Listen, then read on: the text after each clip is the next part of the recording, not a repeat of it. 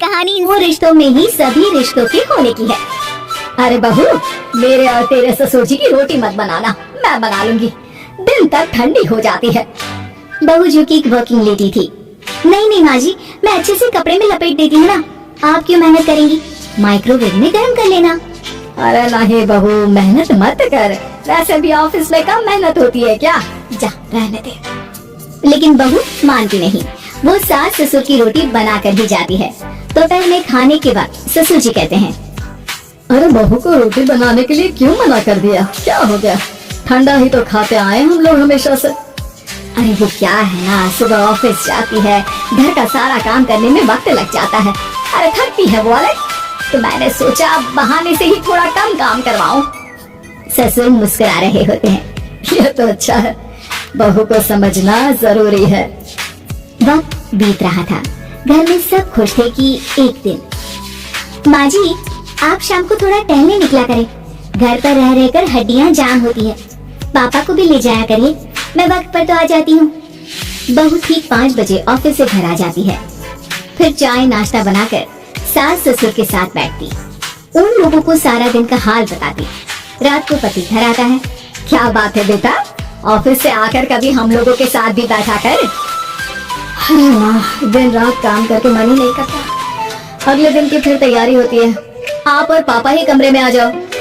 इससे अच्छी तो बहू है, कितना भी थकी रहे, घर आकर हम लोगों के लिए चाय नाश्ता बनाना, फिर बातें करना। बहू ना होती तो हम बुढ़ा बुढ़िया तो बैठे ही रह जाते। सास और ससुर अब बहू के कहने पर शाम की सैर पर निकलने लगते हैं। सास की कई सहेलियां बनती है तो ससुर को भी कुछ बुजुर्ग लोगों का ग्रुप मिल जाता है। कैसा रहा सहेलियों के साथ शाम का वक्त, हम लोगों ने तो भाई खूब योगा किया। अरे हम लोगों को गप्पों से फुर्सत ही नहीं होती। वैसे मिसेस मल्होत्रा आज बहू के बारे में कुछ बोल रही थी। तभी वहाँ ऑफिस से बहू आ जाती है जो जींस और टॉप में होती है। क्या बात है माँ, क्या कह रही थी आपकी सहेली आपकी बहू के लिए। सास इस बार बहू को कुछ अलग तरीके से देखती है और उल्टा सवाल ही डाल देती है। क्या कह रही थी वो हटा, ये बता, तेरे ऑफिस में तो मर्द भी काम करते होंगे ना। बहू जो अब तक मजाक कर रही थी वो सीरियस हो जाती है। मर्द होंगे नहीं माँ जी, मर्द ही ज्यादा है, हम 5 ही लड़कियां हैं ऑफिस में। अरे तो अच्छा लगता है क्या ऐसे कपड़े पहनती हो, कल से तुम ना साड़ी पहनकर ऑफिस जाना, और हाँ शाम का नाश्ता थोड़ा जल्दी बनाया करो, नाश्ता बनाकर बाद में ही ऑफिस के कपड़े चेंज करने जाना। बहू को समझ में नहीं आता कि सास को हो क्या क्या है, लेकिन वो कुछ नहीं कहती, सीधे किचन में जाकर चाय नाश्ता बनाती है और सास ससुर को दे देती है। अगले रोज बहू ऑफिस के लिए तैयार होती है तो खूब सुंदर सी साड़ी पहनती है और ऑफिस के लिए निकलने से पहले सास और ससुर के पैर छूती है और निकल जाती है। क्या बात है, आज मेधा के ऑफिस में लग रहा है कोई फंक्शन है। अच्छा, पता नहीं, मुझे तो बताया नहीं, वैसे तो सारी बात करती रहती है। अरे देखा नहीं कैसे साड़ी पहनकर जा रही थी। अरे वो तो मैंने ही बोला है उसे। अरे अच्छा लगता है क्या रोज रोज ऐसे सूट या जींस में जाना, बहू हो बहू बनकर रहो। और आप भी ना मेधा मेधा मत किया करिए, बहू बोला करिए, सर पर चढ़ जाएगी तो दिक्कत हो जाएगी। सास अब बहू को बहू जैसा रखने लगती है, हर बात पर रोका टोकी, हर बात पर ताने। क्या बात है, आजकल लेट आ रही है ऑफिस से। अरे चाय के लिए भी देर हो जाती है, हम लोग फिर पार्क में भी देर से पहुंचते हैं। सभी की बहुएं वक्त से चाय नाश्ता करा देती है अपने सास ससुर को, बस एक तू ही है जो उस वक्त ऑफिस से निकलती है। माँ जी वो एक रास्ता पुलिस वालों ने न जाने क्यों बंद कर रखा है, जिसके कारण ट्रैफिक ज्यादा हो जाता है। मैं कोशिश करूंगी कल वक्त से पहले निकल जाऊं। ससुर देख रहे होते हैं कि बहू अब परेशान सी रहने लगी है। एक रोज, मेधा बेटी मेधा। जी पिताजी। बेटा देख जरा कौन सी टी शर्ट अच्छी लग रही है। वो क्या है ना, शाम को सब बदल बदल कर टी शर्ट पहनता है, मैं भी सोच रहा हूँ कि आज कुछ अच्छा सा पहन कर जाऊँ। हाँ पिताजी ये सही है, ये लाल वाली ना बहुत जचेगी आप पर, मेरे पापा पर भी डार्क रंग बहुत जचता है। क्या चल रहा है, अरे ससुर के सामने घूंघट तो छोड़ो, ऊपर से रंग बताया जा रहा है टी शर्ट का।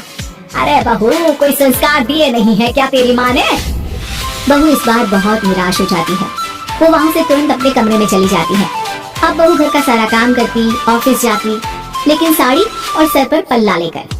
एक बार पड़ोसन उनके घर आती है। वाह सुमित्रा बहन, बहू का तो रूप ही बदल दिया, ठीक किया, बहू बहू जैसी ही अच्छी लगती है। अच्छा चलती हूँ मैं। पड़ोसन की जाने के बाद सास बड़ी अकड़ के साथ कहती है, देखा मेरा कमाल, कैसे मैंने मेधा बहू को कंट्रोल में कर लिया। अब बारी ससुर के बोलने की थी। हाँ सुमित्रा, बिल्कुल ये काम तो किया है तुमने, लेकिन कभी सोचा क्या खो दिया? क्या खो दिया? मैंने तो कुछ नहीं खोया जी। खोया है। पहले बहू जब ऑफिस जाती तुम्हारे पैर छूकर तुम्हें गले लगाती, लेकिन अब सिर्फ पैर छूती है। हाँ जी, ये बात तो आप ठीक बोल रहे हैं। पहले घंटों हम लोगों से बात करती, कमरे में ना जाती, ऑफिस से आते ही खुद की चाय, खाना, नाश्ता सब हम लोगों के साथ करती, सारी बात बताती। लेकिन क्या तुम्हें पता है, बहू की तबीयत खराब चल रही है, वो माँ बनने वाली है। ये बात मुझे बेटे ने बताई कि तुम्हें बता दूं। अब सास की आंख में आंसू थे। वो समझ गई थी कि लोगों के कहने में आकर उसने क्या खो दिया। शाम को बहू घर आती है तो माँ किचन में पकोड़े तल रही होती है। अरे माँ जी, आप रहने दीजिए ना, मैं आ तो रही थी। अरे नहीं, जा तू चेंज कर ले, मैं नाश्ता और चाय टेबल पर ही लगा रही हूँ मेधा। सास के मुंह से अपना नाम सुनकर बहू को बहुत अच्छा लगता है। माँ जी, कोई गलती हो गई है क्या? मेरे होते हुए आप काम करे, ये ठीक नहीं है। संस्कारी और समझदार बहू सास को माँ समझती है, लेकिन सास की बेवकूफी उसे सास ही बनाकर रखती है। बहू, मुझे भी थोड़े संस्कार और समझदार बनने का मौका दे, जिससे मैं भी बहू नहीं बेटी को देखूं तुझमें। और हाँ, मेरा होने वाला पोता क्या कहेगा कि दादी ने तो मेरी माँ को बहुत परेशान किया। बहू सास को गले लगा लेती है। नहीं माँ जी, वो कहेगा कि माँ को तो दादी ने बेटी बनाकर रखा।